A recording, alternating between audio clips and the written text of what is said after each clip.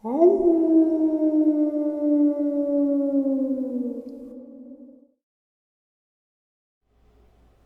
greetings and salutations, everyone, and welcome back to tonight's second half. Before we get into it, a couple links. As you know, I rely on my Patreon, my PayPal, and the merch to help the channel to continue to grow and go. The links to Patreon and PayPal are in the description below. My merch is displayed directly under the video. Also, Dogman, Frightening Encounters, Volume 1, 2, and 3, the audiobook versions. They were written and researched by Tom Lyons, narrated and produced by me, Jeffrey Nadolny. Those audiobooks are available on Audible, Amazon, and iTunes, the links to which are also in the description as well. And finally, last but definitely not least, if you'd really like to help support this channel to continue to grow and go, simply subscribe, click the like button, and please leave a comment. It really does help, and it does matter. And now, everyone, I have taken far too much of your time. Let's get on with tonight's second half, shall we? Tonight's first encounter. So this happened Saturday, August 28th, 2021 in British Columbia, Canada. I'm not entirely sure what I encountered. I live in a small to medium-sized town, not a large city, in a suburban neighborhood that's situated close to the Fraser River. Everything around here is mostly woods, and there's also a large Forest Service road system a few blocks away that goes quite far into the bush. A little bit more about my immediate area around my home. Sorry, it helps to understand where everything is. There's a little park across from my house with a small playground and a paved path that goes about a half a kilometer until it meets up with the main road. Down the hill from there, there's a newer housing development area that has a large cleared area, previously bush, and a long gravel path that leads to a meadow and eventually the road. If you walk to the bush at the park across from my house and take a right in the woods, there's a narrow trail that's quite overgrown that pops you out at the start of the hill down by the new development. There's also quite a few trails within that section of bush at the park. About 100 meters away to the right of the hill is another park that connects to the Forest Service road system and endless bush. From the park across from my house to the end of the meadow is about 1 to 1.5 kilometers in total. The meadow connects to a large gravel area across from a high school up a hill, which is where this begins. So here's what happened. This is all later at night at around 11:30 p.m. Me and my girlfriend were in the gravel lot in my SUV across from the high school, where we were talking, and she eventually fell asleep, as we had been walking around all day, and the fair was in town. About 15 minutes after she was asleep, I started to get an eerie feeling like I was being watched, and had a feeling like we had overstayed our welcome. I didn't like it at all, and always trust my gut when I get feelings like this, so I started to wake my girlfriend up. Just as she's starting to wake up, I heard what sounded like someone shouting, kind of like "hoo" or "ha," further down the hill into the meadow. I would have disregarded it, but it caught me off guard a bit, since it sounded almost doubled, like the person had a chorus pedal or a pitch shifter in their voice. It spooked me a bit because of that, and I hadn't heard anyone yell like that before. I finished waking my girlfriend up and we drove away from there into the elementary school parking lot down the road from the hill leading to the new development. I told her what happened and we joked about it being spooky and whatnot. Then I looked up videos to try and find something that matched what I had heard, and Skinwalker screams/vocalizations were what matched up most. Unfortunately, I scrolled into the comments which mentioned the further away the scream is, the closer it is to you. It spooked me for a moment, but I chalked it all up to coincidence. For fun, we decided to drive down the hill to the new development, as it's dark and spooky. It has woods on one side where the park is, and has a gravel turnaround for vehicles with a gate at the end where the gravel path starts. As we were going down the hill near the top, I got a very strange and uneasy feeling, almost like a slight panicked feeling. But it went away shortly after we got to the bottom of the hill. My girlfriend said she had gotten the feeling as well, so we decided to turn around on the side street and leave. I decided to play some music that always helps take the scared feelings away from me. The Doom Eternal soundtrack, specifically Super Gore Nest, and put the pedal to the metal on the accelerator while going up the hill to make me feel more comfortable and like nothing could touch me. We were about 3/4 of the way up the hill, and feeling came back and hit us full force. The closer we got to the top where the trail comes out of, the stronger it got. The only way I can describe it is pure terror. It wasn't fear or dread, it was terror. We both had a physical reaction to it. We got intense chills, and we could feel the goosebumps on our skin all over our body. We both started getting choked up and teary-eyed, and I became short of breath for a moment. I must have gone from 60 kilometers an hour up the hill to 80 after cresting it, and it felt like if we had stopped, we surely were going to die. It was the most terrifying experience either of us have ever had, and we didn't even see anything. I've driven past many animals at night, from deer to bear to coyote, etc.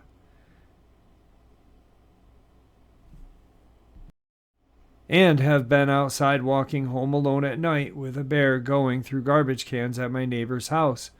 I've dirt biked past a mama bear with cubs and a mama moose, and I thought those were the scariest experiences. No scary experience I've had, from a car accident when I was young to almost being hit 4 times during road construction from dumb drivers, can even come close to that feeling I had that night. The Doom soundtrack turned the feeling from being a badass into the feeling like it was my anthem of death. It was truly the most terrifying experience. After getting out of Dodge, we went to a well-lit mall parking lot and calmed down for a bit. Still shaken, I drove my girlfriend home and had a very anxious and fear-ridden drive home, as the park across from my house connects only 150 meters away from where this encounter took place. When I got home, I made sure everything was locked up tight, had a little weed to calm down, and then went to bed while on a video chat with my girlfriend. At 3:30, maybe 3:45, I woke up to a mild return of panic. About 5 minutes later, I fell back to sleep. I dreamt of the experience all night. The next morning, my girlfriend told me she had heard tapping on my window at around 3 in the morning, which made me shudder as my window is about 9 feet off the ground. I don't know what to make of these experiences, but I will definitely not be walking around my house alone at night ever again. We're going to go back on a drive there at night again and see if it happens. Not sure if that's a stupid idea, but my curiosity about cryptids and the like has peaked, and I need to know what's lurking around there. Thank you. Good old creepypastas and Reddit to really just destroy Native American lore. We have a skinwalker in British Columbia, Canada. No, you've got a shapeshifter, but not a skinwalker. Definitely, probably the smartest idea would not to be going back to the location of your experience, but that's on you. Anyway, moving on. Tonight's second encounter. I've had some bizarre and terrifying experiences in and around a friend's house I stayed at for a while when I was younger, in rural mid-Michigan. After so many occurrences, I asked the owner of the house about it over and over. They are Anishinaabe, Native American. They kept pretending I didn't say anything at first, then kept telling me not to bring it up. I eventually got to drinking with them, and they'd open up about how there's a bear walker in the woods out back and something terrible happened in the house. Kept saying to not acknowledge it and never investigate or go toward anything, and to stay indoors. But the problem was, indoors was just as scary. They also seemed very convinced they knew what they were talking about, and that it was something that has been following their family for a long time. I saw a ghoulish, pale human face outside their windows and in the woods multiple times, and noises. They had a dog that stayed outdoors, and it went nuts barking most nights. Every time I tried to see what it was barking at in the woods, it would yelp and hide in its doghouse, and there would be a strange noise or rustling in the trees. One night I was outside with my friend, and we kept feeling a presence in a field across the street, and as soon as we both started talking about it, these human-like shrieks came from that direction, and we both freaked and ran inside. More strange stuff happened after that. It felt like I was in months-long horror film and felt very unreal. Haven't really told anyone about it since it happened. I lived there for 3 months, and I've never been able to explain the things that happened in a rational way. Whatever it was, it really did seem like it was trying to get me to come out to it. I felt like I was going insane. Today's third experience. I should mention that I had never heard of cryptids before being stationed in Colorado. When I didn't know what to make of them and used to talk about them as a joke with my friends. The first experience I had, I took one of my buddies up to San Isabella National Forest, which I've been through many times before. We drove out there at around 9 p.m. and rode some trails out to the heart of the forest looking for cryptids. But really, I was just screwing with him and going along for a trail ride. At the turnaround point, I got that cliche feeling of being watched, but was driving with my backup camera on the whole time. The trail was a bit dusty, but I started to notice an almost man-like shape running behind the vehicle from a distance.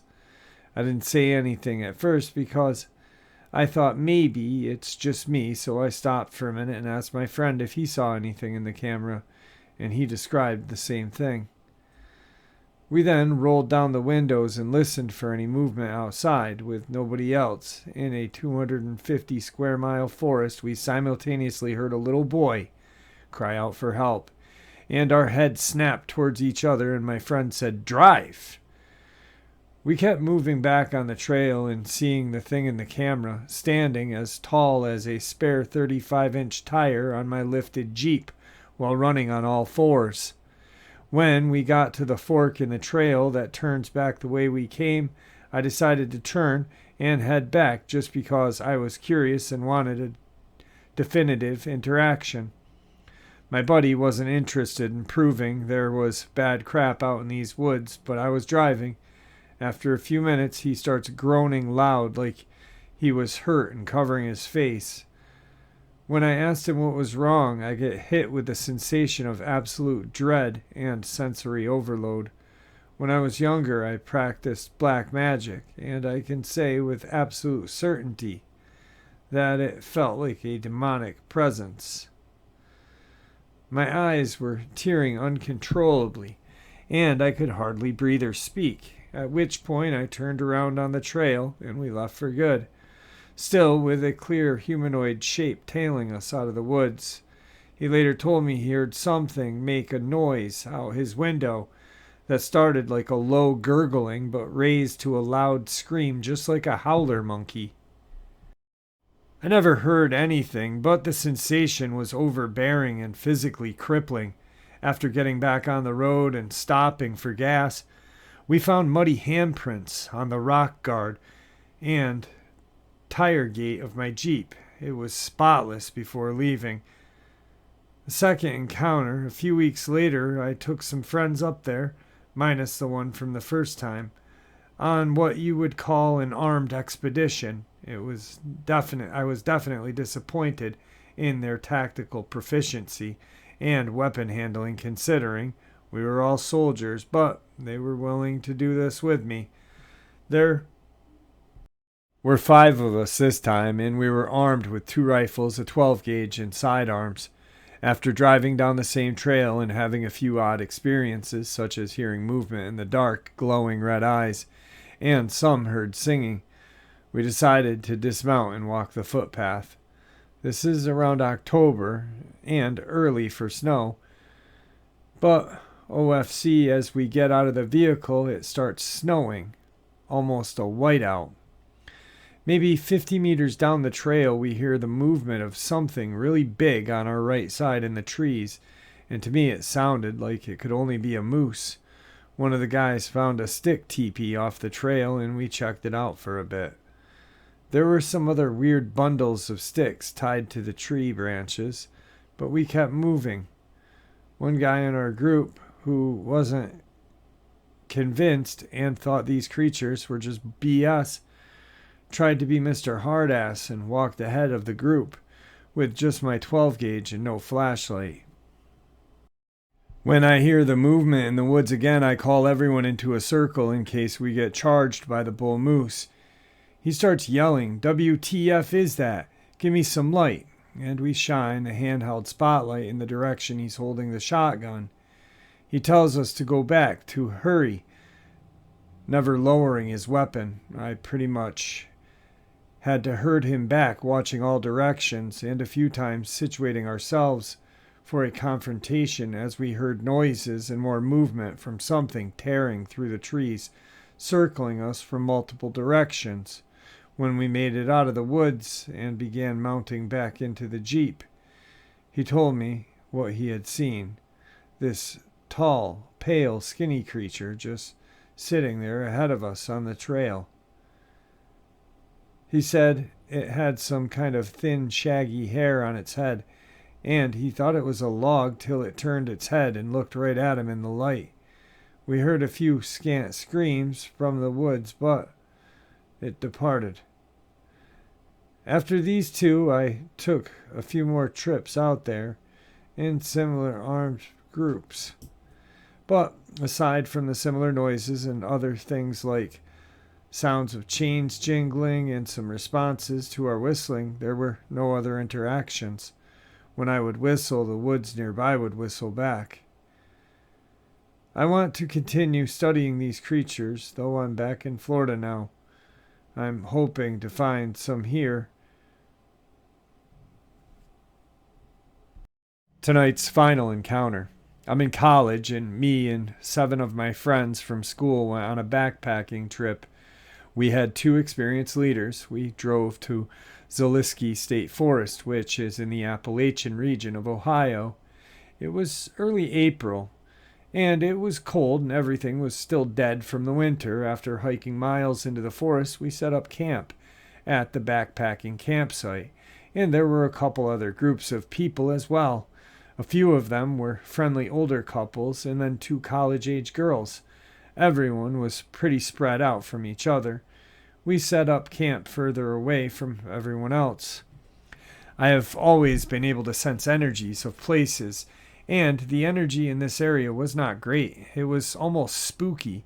Each of us had individual one-person tents, and we formed kind of a cluster in the site, with my tent being in the back, so no one was behind me. Our cluster was also right next to the forest because this backpacking site was like a big cleared-off square in the middle of the trees. Fast forward, I'm dead asleep at 2 in the morning, and I wake up to leaves crunching right behind my tent. I hear footsteps walking in circles around my tent. Then they had a sort of heaviness to them that couldn't be a deer or a dog. Also, it sounded like it was bipedal. I can't make this up. This creature was circling my tent for a long period of time, slowly creeping up to the side of my tent and then just stopping for periods of time, and then would move on to walking around the rest of our tent cluster. I could hear a human-like breathing from a mouth when it was close to my tent, like a light sort of heaving. I was shaking, too scared to unzip my tent and investigate. I kid you not. This occurred for hours, and it seemed I was the only one awake. Out of nowhere, I see an illuminated light shape from my tent, although I couldn't tell what it was from inside the tent because it was all zipped up. It was like a warm glow. I may have assumed it was someone's flashlight, except no one was moving. I was paralyzed with fear. I simply couldn't believe it was an animal. At some point, I fell asleep due to sheer exhaustion, but I could hear the heavy footsteps circling until I did. In the morning, I questioned my fellow campers about it, and my leader adamantly and honestly admitted she had heard the footsteps and noises as well, admitting it was bizarre and she would have investigated had she not been so groggy. One of the boys in the group said he also noticed the light that came on, but though it was someone else, but thought it was someone else. Not a single person in the group went up to go to the restrooms or turned a flashlight on that night. I've heard things about the Appalachian regions being creepy and bizarre, and now I believe it. Alright, guys, I hope you enjoyed tonight's second half as much as I enjoyed sharing it with you. Please stay safe. May the Great Spirit watch over us all, and may He guide us down that path that we call life.